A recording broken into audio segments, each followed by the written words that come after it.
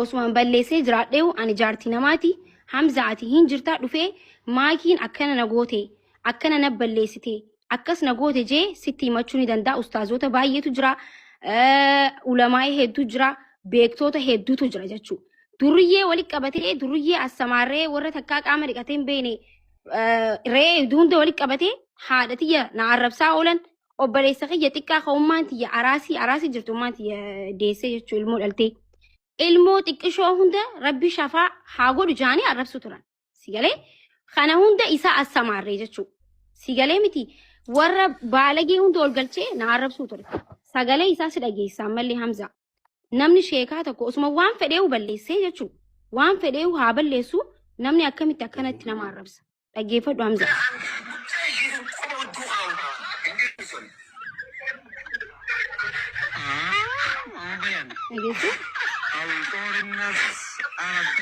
Alam korinnas akafate asistazboni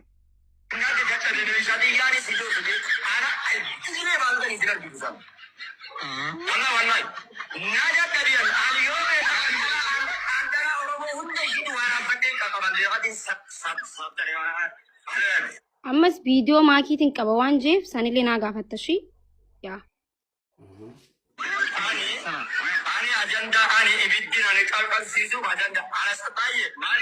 durriyoota ol galfatee durriyoota argitee durriyoota na balleessuudhaaf ta'e hunda ol galfatee akkas as biratti tanas fudhadhu jechuudha. As biratti abbaan fedhe soba jechuu dandeessan it's okay. Warra guyyaa guutuu na arrabsu isa waliin deeggartoota isaaniiti. Ani misamaachuu soo yaalloon bicha kobaati jettu ofirraan isin dhorkaan. Kun olaa dhaggeeffadhu ammallee.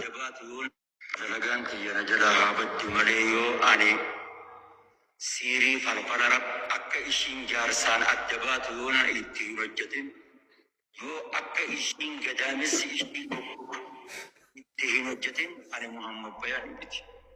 Hadhaan tiyyillee itti qeebalamte wallahi hin dhiisu wallah. Honge ati himma jiran gadaamessi haa goggo.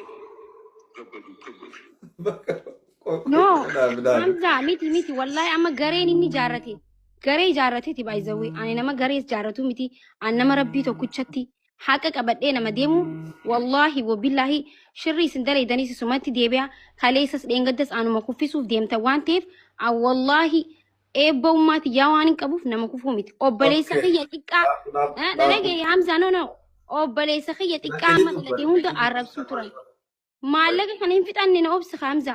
Maallaqa kana maakii irratti galchitee jeen akkaawuntii maakii irratti galchitee tokko hafidu lam maakiin anaan masruufummaa fudhate jettee naa gaafadhu waliin kafalla jechuun ummata Oromooti waliin kafalla dhimma Oromooti malee dhimma maakii addatti Facebook irratti deemee jechuun ani jaartii namaati waan inni na galabbatee kun akkana na post na godhe laata qincaamtitti wasaktitti gastiraa na darbitaa jee na post na godhe amma gastiraa na darbitaadha.